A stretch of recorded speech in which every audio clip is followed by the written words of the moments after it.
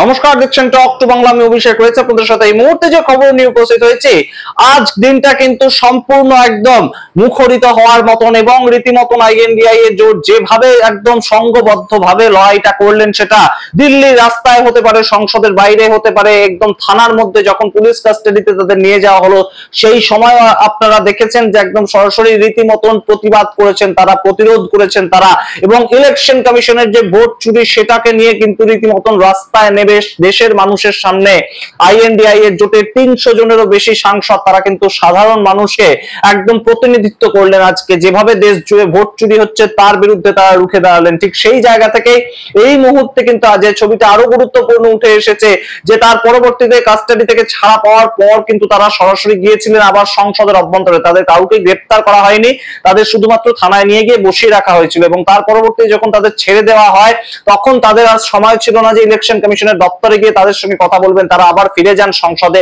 এবং সংসদে ফিরে গিয়ে তখনও হাউস চলছিল এবং সেখানে রাজ্যসভার অন্দরে একদম রীতিমতন এই ভোট চুরি নিয়ে কিন্তু বিস্ফোরক মন্তব্য করেন রাজ্যসভার বিরোধী দল নেতা মল্লিকার্জুন খার্গে। এবং তিনি যখন মন্তব্য করেন, হঠাৎ কি আমরা দেখতে পাই ছবিটা রীতিমতন অদ্ভুত ভাবে উঠে দাঁড়ান একদম leader of the house JP Nadda এবং তিনি রীতিমতন বিচলিত বোধ করেন এবং সেই সময় তিনি বলেন যে আজকে মণিপুর নিয়ে আলোচনার টপিক, আজকে যেন ইলেকশন কমিশন বা অন্য কোনো ভোট চুরি বা অন্য কোনো বিষয় নিয়ে আলোচনা না করেন বিরোধীরা। এবং সেখানেই কিন্তু রীতিমতন আমরা দেখতে পাই যে একটা প্রতিবাদের ঝড় ওঠে। সেই সমস্ত ভিডিও আপনাদের দেখাবো, সেই সমস্ত কিছু নিয়ে আলোচনা করব। এবং এই মুহূর্তে মল্লিকার্জুন খার্গে তার নেতৃত্বে তার ডাকা যে বৈঠকটা হচ্ছে দিল্লি তাজ হোটেলে, তার সারমর্ম কি আসছে পরবর্তী ভিডিওতে বলবো, কিন্তু এই মুহূর্তে অবশ্যই তার আগে টক টু বাংলা ইউটিউব চ্যানেলটিকে সাবস্ক্রাইব করে নিন। এই মুহূর্তে আপনারা জানেন যে একদম সরাসরি কিন্তু ইলেকশন কমিশন ভোট চুরি করছে, যে অভিযোগটা বারংবার রাহুল গান্ধী তুলছিলেন সেটার কিন্তু প্রমাণ দেওয়ার পর থেকেই তারা একদম বিধ্বংসী মেজাজে ব্যাটিং করছেন এবং তার আজকে প্রথম ঝলক দেখা গেল।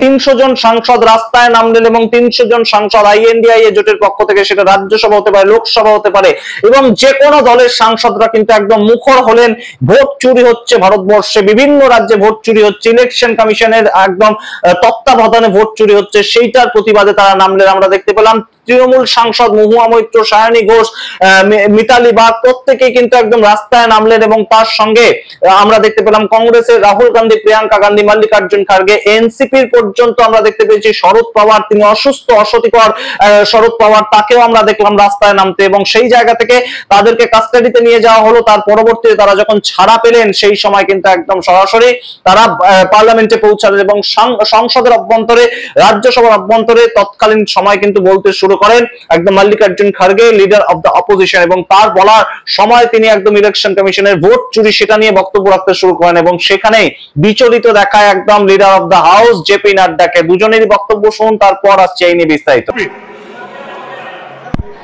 सर, आज 250 एमपीज एक मोर्चा निकाले और मोर्चा का उद्देश्य ये था कि आज देश में जो वोटों की चोरी हो रही है और वो प्लीज सब्जेक्ट पर बोले, विषय पर प्लीज विषय पर बोले। मैंने आपको विषय पर बोलने के लिए अलाउ किया। Sanjay Singh ji please, Sanjay Singh ji please, Sanjay Singh ji please sit down. ठीक है, please sit down.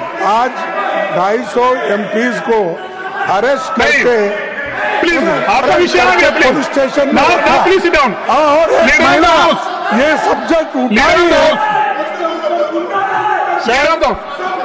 Sir, please wrong, nothing will go in record. आपका विषय पर बिल पर जो केवल लीडर ऑफ द हाउस की जो बोलेंगे वही रिकॉर्ड पर जाएगा। Leader of the house bill पर डिस्कशन हो रहा है, मंत्री जी जवाब दे रहे हैं। मुझे लगता है कि इसके बीच में कोई पॉइंट ऑफ ऑर्डर नहीं है। लीडर ऑफ ऑपोजिशन जिस विषय को उठा रहे हैं वो विषय इस समय इररिलेवेंट है।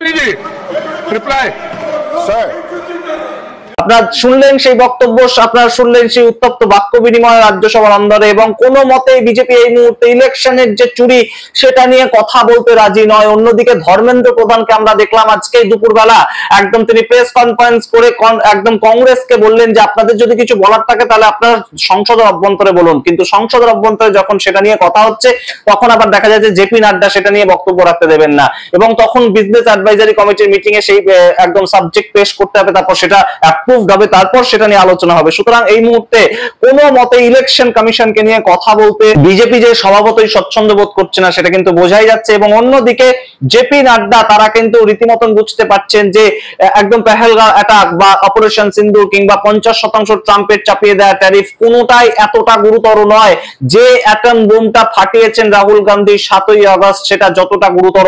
এবং এই মুহূর্তে কিন্তু অবশ্যই রীতিমতন সারা দেশ জুড়ে একটাই স্লোগান উঠছে যে বিজেপি এবং ইলেকশন কমিশন একজন আরেকজনের হাত ধরে সাহায্য করছিল এতদিন ধরে, তাই জন্য বিজেপি এতগুলো রাজ্যে রীতিমতন জয়লাভ করেছে। এবং যে অভিযোগটা বিরোধীরা তুলছিলেন সেই অভিযোগটা কোথাও গিয়ে মানুষ বুঝতে পারছেন, এবং সেটাই কিন্তু এই মুহূর্তে ভারতীয় জনতা পার্টি বেশ চাপে পড়েছে, এবং তার পরবর্তীতে তারা দফায় দফায় বৈঠক করছেন। আপনাদের সমস্তটাই এই মুহূর্তে কিন্তু পর পর আপডেট দিচ্ছি যে আজকে সারাটা দিন কিন্তু রীতিমতন ঘটনা মুখর দিন।